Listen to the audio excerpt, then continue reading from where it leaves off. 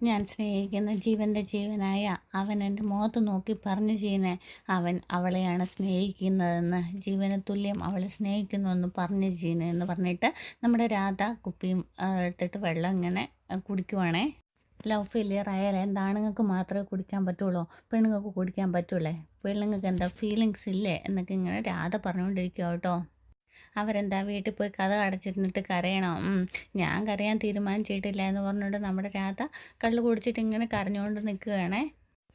പകരം ഞാൻ ഇത് കുടിക്കും, ബോധം മറയുന്നത് വരെ ഞാൻ കുടിച്ചുകൊണ്ടേ ഇരിക്കും എന്നൊക്കെ ഇങ്ങനെ പറഞ്ഞുകൊണ്ടിരിക്കുകയാണ് രണ്ടുപേരും.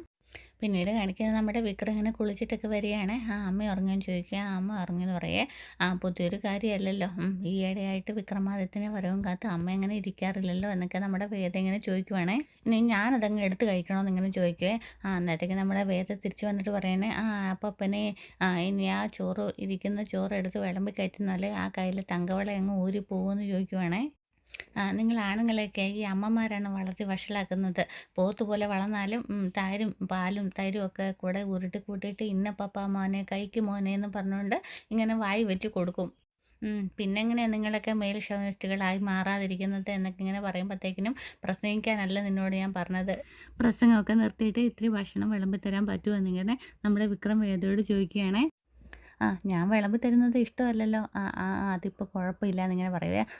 അങ്ങനെ ഇടയ്ക്ക് കുഴപ്പമുണ്ട്, കുഴപ്പമില്ല, അതൊന്നും പറ്റൂലെന്ന് പറയുവേ. ഉച്ചയ്ക്ക് നീ നീട്ടിയ ചോറ് ഞാൻ തട്ടിക്കളയാൻ പാടില്ലായിരുന്നു, സോറി എന്നൊക്കെ പറയുക. അന്നേരത്തേക്കിനും വേദ അങ്ങ് അന്തിച്ചു പോവേ. അതിന് പകരമാണെന്ന് വിളമ്പി തരാൻ പറഞ്ഞത്, അല്ലാതെ എടുത്തുകൊണ്ടാൻ അറിയാൻ മേലാഞ്ഞിട്ടല്ല എന്നൊക്കെ ഇങ്ങനെ നമ്മുടെ വിക്രം പറയുകയാണേ. ഓ, പ്രായശ്ചിത്തമായിരുന്നല്ലേ? എന്നാൽ അത് ആദ്യം പറയണ്ടായിരുന്നു. ഇരുന്നു വിളമ്പി തരാം.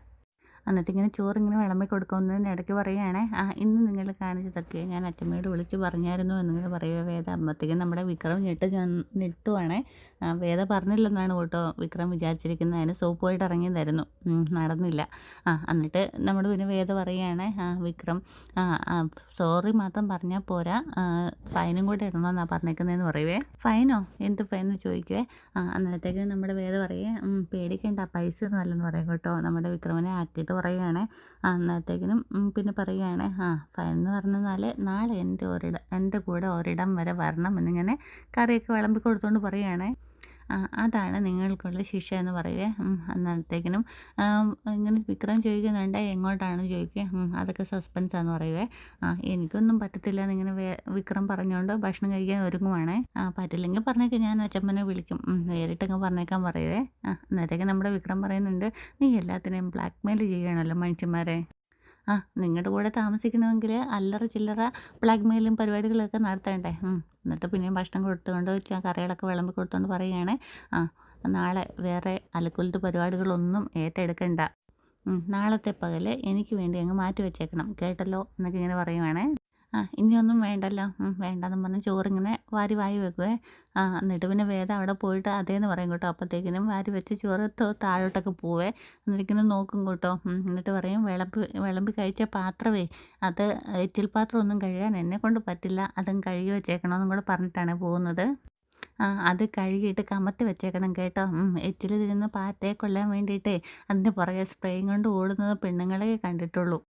എന്നാലും നാളെ അവൾ എന്നെ കൊണ്ട് എങ്ങോട്ടായിരിക്കും കൊണ്ടുപോകുന്നത്, വല്ല കെണിയിലും കൊണ്ടുപോയി പെടുത്താനാണോ എന്നിങ്ങനെ മനസ്സ് വിചാരിക്കുമ്പോഴത്തേക്കിനും നമ്മുടെ വേദ പറയുന്നുണ്ട്, പേടിക്കണ്ട, ഒരു കെണിയിലും വീഴ്ത്താനല്ല ഇങ്ങനെ പറയുമ്പോൾ വിക്രം തിരിഞ്ഞു നോക്കുവാണേ. ഞാനെങ്ങനെയാണ് മനസ്സിൽ പറഞ്ഞ കാര്യം അവൾ ഇത്ര കൃത്യമായിട്ട് പറയുന്നതെന്ന്. അല്ലെങ്കിലും എന്ത് പേടിക്കാൻ എന്തിരിക്കുന്നു, പോയതിനെ കഴിഞ്ഞ് വലിയ കെണി ഇനി എന്താ ഉള്ളത് എന്നൊക്കെ ഇങ്ങനെ വിക്രം മനസ്സിൽ പറഞ്ഞുകൊണ്ടിരുന്ന് ഭക്ഷണം കഴിക്കുകയാണ്. വീണ്ടും നമ്മുടെ രാധ ഇങ്ങനെ കുടിച്ചുകൊണ്ടൊക്കെ ഇരിക്കുകയാണ്. അന്നേരത്തേക്ക് നമ്മുടെ കൂട്ടുകാരി പറയുന്നുണ്ട്, വിക്രം നല്ലവനാന്നൊക്കെ പറയുകയാണ്. അന്നേരത്തേക്കും രാധ പറയണം, അവൻ നല്ലവൻ, അവൻ്റെ ഭാര്യയുടെ വള കട്ടെടുത്ത് എൻ്റെ അമ്മയുടെ ഓപ്പറേഷൻ മാറ്റാൻ വേണ്ടിയിട്ട് കാശ് തന്നപ്പം വിക്രം നിനക്ക് നല്ലവൻ, ഈ രാധ മോശം അല്ലേടി എന്നൊക്കെ പറഞ്ഞുകൊണ്ട് നമ്മുടെ രാധ ഇങ്ങനെ കള്ള് കുടിച്ചുകൊണ്ടിരിക്കുകയാണ്. അങ്ങനെ വീണ്ടും ഇങ്ങനെ കള്ള് കുടിക്കാനായിട്ട് ഒരുങ്ങുമ്പോഴത്തേക്കിനും നമ്മുടെ കൂട്ടുകാരി അമ്മേനെ വിളിച്ച് വരുത്തിയിട്ടുണ്ടായിരുന്നു കേട്ടോ. അപ്പം അമ്മ ഇങ്ങോട്ടേക്ക് വരും, ഡി എന്ന് പറഞ്ഞിട്ട് ആ കുപ്പി അങ്ങ് തട്ടിക്കളഞ്ഞിട്ട് ഒറ്റൊരടി കൊടുക്കുവേ. എന്നിട്ട് വാടി ഇങ്ങോട്ടെന്ന് പറഞ്ഞുകൊണ്ട് അമ്മ ഇങ്ങനെ വണ്ടി എടുക്കും ജീന എന്നൊക്കെ പറഞ്ഞിട്ട് ജീനയുടെ ഓട്ടോയിൽ കയറ്റി നമ്മുടെ രാധേനെ കൂട്ടിക്കൊണ്ട് പോവുകയാണേ. എന്നിട്ട് നമ്മുടെ വീട്ടിലോട്ട് കൊണ്ടുവരുമ്പോഴത്തേക്കിനും അച്ഛൻ ഇങ്ങനെ വെളിയിലോട്ട് വരികയാണ്. അച്ഛനും കുടിച്ചിട്ടുണ്ട് കേട്ടോ. മോളെ എന്തിനാ താങ്ങി പിടിച്ചോണ്ട് വരുന്നത്? ഇവളും കുടിച്ചോ എന്ന് ചോദിക്കും കേട്ടോ. നിങ്ങളല്ലേ വഴികാട്ടി, അപ്പം നിങ്ങളെപ്പോലെ ഇവളും കുടിച്ചോ എന്ന് പറയുമ്പോൾ കുടിച്ചോ എന്ന് ചോദിക്കുക. അന്നത്തേക്കിനും രാധ ഇങ്ങനെ പറയും, കുടിച്ചു, ഞാൻ കുടിച്ച് ചാകും എന്നൊക്കെ പറയുമ്പോഴത്തേക്കിനും അമ്മ തലതല്ലി കരയുകയാണ്. എന്നിട്ട് ജീന പറയുന്നുണ്ട്, ഇവളെ ഇനി ഒന്നും പറയണ്ട, നാളെ രാവിലെ ആവട്ടെ എന്നിട്ട് സംസാരിക്കാമെന്നൊക്കെ പറഞ്ഞു അതുകൊണ്ടേ കിടത്തുവാണ്. ഇവള് കുടിച്ചോ എന്ന് പറഞ്ഞിട്ട് അച്ഛൻ തല്ലാനൊക്കെ ചെല്ലുന്നുണ്ടായിരുന്നു. അപ്പോഴത്തേക്കിനും അമ്മ പറയുന്നുണ്ട്, തൊട്ടു പോകല്ല അവളെ, ഓർമ്മ വെച്ച കാലം തൊട്ടേ എൻ്റെ മോൾ നിങ്ങളെ കണ്ടിട്ടുള്ളത് 4 കാലിലാണ്. അതുകൊണ്ട് തന്നെ മനസ്സിലൊരു വിഷമം വന്നപ്പോൾ അവളും അത് തന്നെയാണ് ചെയ്തത് എന്നൊക്കെ പറഞ്ഞിട്ട് അമ്മ ഇങ്ങനെ സങ്കടം പറഞ്ഞ് കരയുന്നുണ്ട് കേട്ടോ. ഒരു പെൺകുട്ടി ജനിച്ചപ്പോൾ എനിക്ക് സമാധാനമായിരുന്നു. നിങ്ങളെപ്പോലെ മറ്റൊരുത്തനും ഈ വീട്ടിലുണ്ടാവില്ലല്ലോ എന്ന് കരുതി. ഇപ്പം അതും പോയി. കുളി കഴിഞ്ഞ് ഉറങ്ങട്ടെന്നും പറഞ്ഞ് തുണിയൊക്കെ എടുത്തിട്ട് കൊടുക്കുവേ. എല്ലാത്തിനെയും ഞാൻ കൊല്ലുമെന്ന് പറഞ്ഞിട്ട് ഇങ്ങനെ കിടന്ന് ഇങ്ങനെ എണീക്കാൻ പോലും വയ്യാതെ നമ്മുടെ രാധ കിടക്കുവാണ്. അന്നേരത്തേക്ക് നമ്മുടെ ജീന പറഞ്ഞു, വേദയാണ് കല്യാണം കഴിക്കാൻ പോകുന്നതെന്ന് വിക്രമേട്ടൻ ഇവൻ്റെ മുഖത്ത് നോക്കി പറഞ്ഞു. അതാണ് കാരണം നിങ്ങൾക്ക് ഇങ്ങനെ പറയും കേട്ടോ. പിന്നീട് കാണിക്കുന്നത് നമ്മുടെ വേദ ഇങ്ങനെ ഒരുങ്ങിക്കൊണ്ട് നിൽക്കുകയാണ്. അന്നത്തേക്കിന് അമ്മ അങ്ങോട്ടേക്ക് വരും കേട്ടോ. മോളെ എവിടെയെങ്കിലും പോകാൻ ഇറങ്ങുവാണെന്ന് ചോദിക്കുക. ആദ്യം പറയും കേട്ടോ. അപ്പോഴത്തേക്കിനും ഇതെല്ലാം കേട്ടിട്ട് നമ്മുടെ നന്ദിനി അവിടെ നിൽക്കുന്നുണ്ട്. അമ്മ എങ്ങോട്ടാണ് പോകുന്നതെന്ന് ചോദിക്കുന്നില്ലെന്ന് ചോദിച്ചുകൊണ്ട് നമ്മുടെ നന്ദിനി അങ്ങോട്ടേക്ക് വരുമ്പോഴത്തേക്കിനും, ഇല്ല ഞാനും ചോദിക്കുന്നില്ല, നിങ്ങളാരും പോകുമ്പോൾ ഞാനൊന്നും ചോദിക്കാറില്ലല്ലോ, അവൾക്ക് എവിടെയോ പോകണം, അവൾ പോയിട്ട് വരട്ടെ എന്നിങ്ങനെ പറയുവേ. അന്നേരത്തേക്കിനും എന്നാലും അമ്മയോട് പറയാതിരിക്കുന്നത് ശരിയാണെന്ന് ചോദിക്കുമ്പം അതെ ശരിയാണോ എന്നിങ്ങനെ വേദ പറയും കേട്ടോ. നന്ദിനിയുടെ മുഖത്തൊക്കെ എന്നിട്ട് അമ്മേനെ കണ്ണിറുക്കി കാണിക്കുവേ. എന്നിട്ട് നമ്മുടെ വേദ പറയും, ഞാൻ ഒറ്റയ്ക്കല്ല പോകുന്നത്, ഞാൻ വിക്രമേട്ടൻ്റെ കൂടെയാണ് പോകുന്നതെന്ന് ഇങ്ങനെ പറയുവേ. അപ്പോഴത്തേക്കും നന്ദിനി എന്ന് പറയും കേട്ടോ. അതൊക്കെ ഇന്നലെ രാത്രിയിൽ സംഭവിച്ചാന്ന് പറയേ. രാത്രിയിൽ എന്ത് സംഭവിച്ചു എന്നിങ്ങനെ ചോദിക്കും കേട്ടോ. അന്നത്തേക്കും നമ്മുടെ വേദത്തെ നാണം കുടുങ്ങിയിട്ട് പറയേ, ഈ നന്ദിനി അടുത്തേക്ക് എന്തൊക്കെ അറിയണം എന്നൊക്കെ ഇങ്ങനെ പറയും കേട്ടോ. എന്നിട്ട് അമ്മയുടെയും വേദയുടെയും നാണം കാണുമ്പോഴത്തേക്കിനും നമ്മുടെ നന്ദിനി ചോദിക്കുക, ഞാൻ വേണ്ടാത്തൊന്നും പറഞ്ഞില്ലല്ലോ എന്ന് ചോദിക്കുമ്പോഴത്തേക്കും നമ്മുടെ വേദയും പറയും, അതിന് വേണ്ടാത്തൊന്നും നടന്നില്ലല്ലോ നന്ദിനി ഏട്ടി എന്നിങ്ങനെ പറയുവേ. അയ്യോ എനിക്കൊന്നും അറിയണ്ടേ എന്നൊക്കെ ഇങ്ങനെ പിന്നെ നന്ദിനി പറയും കേട്ടോ. എന്തൊക്കെയാണ് നന്ദിനി ഈ പറയുന്നത്?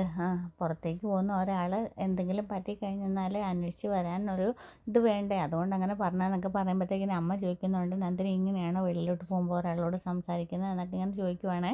ഇഡ്ഡലി ഉണ്ട് മോളെ, കഴിച്ചിട്ട് പോകാൻ അങ്ങനെ അമ്മ പറയുമ്പോഴത്തേക്കിനും നമ്മുടെ വേദ പറയുവേ, വെളിയിലോട്ട് ഇറങ്ങുമ്പോൾ ഒരു വെജിറ്റേറിയൻ ഹോട്ടലിൽ കയറിയിട്ട് നമുക്ക് മസാല ദോശ മേടിച്ച് തരാമെന്ന് വിക്രമേട്ടൻ എന്നോട് പറഞ്ഞിട്ടുണ്ടെന്ന് പറയും കേട്ടോ. നന്ദിനി ഇങ്ങനെ കേട്ടോണ്ട് ഇങ്ങനെ നിൽക്കുവാണേ. അപ്പോഴത്തേക്കും നമ്മുടെ നന്ദിനി മസാല ദോശ ഒന്ന് ചോദിക്കും കേട്ടോ. അപ്പോഴത്തേക്കിന് അമ്മ ചോദിക്കേ, എന്താ നന്ദി അത് പേര് കേട്ടിട്ടില്ല എന്ന് ചിരിച്ചുകൊണ്ട് ചോദിക്കും കേട്ടോ. അല്ല വിക്രം അതൊക്കെ മേടിച്ച് കൊടുക്കാൻ തുടങ്ങി എന്നിങ്ങനെ ആലോചിച്ചതാ അതുകൊണ്ട് ചോദിച്ചാന്നൊക്കെ പറയുവേ. വേണമെങ്കിലേ ഞങ്ങൾ രണ്ടാളും കൂടെ മസാല ദോശ കഴിക്കുന്ന ഫോട്ടോ എടുത്തിട്ട് അയച്ചു തരാമെന്നിങ്ങനെ പറയുവേ. 100 രൂപ കൊടുത്ത് നല്ല ചൂടുള്ള മസാല ദോശ കിട്ടുമെന്ന് ഇങ്ങനെ പറയുവേ നമ്മുടെ നന്ദിനി. അന്നേരം അമ്മ പറയുന്നുണ്ടേ, അത് നീ ഇടയ്ക്കിടയ്ക്ക് വിനായകനെ കൊണ്ട് മേടിപ്പിച്ച് കഴിക്കാറും ഉണ്ടല്ലോ എന്ന് പറയുമ്പോഴത്തേക്കും നന്ദിനി ഒന്ന് നാണം കെട്ട് ചിരിക്കുവേ. എന്നിട്ട് പിന്നെ ഇങ്ങനെ വിക്രമിൻ്റെ കൂട്ടത്തിൽ ഇങ്ങനെ കറങ്ങാൻ പോകുന്നത് നന്ദിനിക്ക് ഒട്ടും ഇഷ്ടപ്പെടാതെ വരുമ്പോഴത്തേക്കിനും ചോദിക്കുന്നുണ്ട്, ഇന്ന് നിൻ്റെ വീട്ടിൽ നിന്ന് ആരും വരുമെന്നല്ലേ പറഞ്ഞതെന്നൊക്കെ പറയും. അത് ഞാൻ ഇന്ന് വരണ്ടെന്ന് പറഞ്ഞു.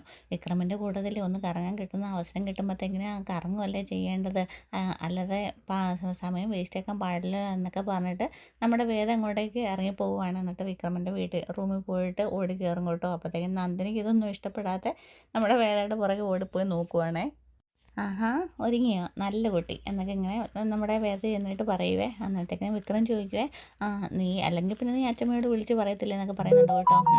ഇപ്പോഴോ വാ നമുക്ക് പോകാം, അതിനു മുന്നേ എന്തെങ്കിലും കഴിച്ചിട്ട് പോകാൻ എനിക്ക് നന്നായിട്ട് വിശക്കുന്നു എന്നിങ്ങനെ വിക്രം പറയുമ്പോഴത്തേക്കും നമ്മുടെ വേദ പറയുകയാണേ, അതൊക്കെ നമുക്ക് പോകുന്ന വഴിക്ക് കഴിക്കാമെന്നേ. പോകുന്ന വഴിക്കോ? എന്നാൽ അത് വേണ്ട, ഭക്ഷണം കഴിക്കേണ്ട, എങ്ങോട്ടേക്കാണ് പോകുന്നത് എന്ന് പറയുവേ. നേരത്തേക്കിന് അതും പറയാമെന്ന് പറയും കേട്ടോ.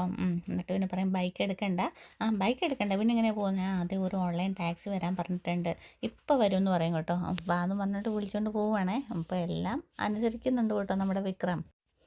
എന്നിട്ട് നന്ദിനിയേട്ടത്തി അവിടെ നിൽക്കില്ല. അന്നത്തേക്കിനും വിക്രത്തിൻ്റെ കയ്യിൽ ചെന്ന് ഇങ്ങനെ കൈ പിടിച്ചിട്ട് കെട്ടിപ്പിടിക്കും കേട്ടോ.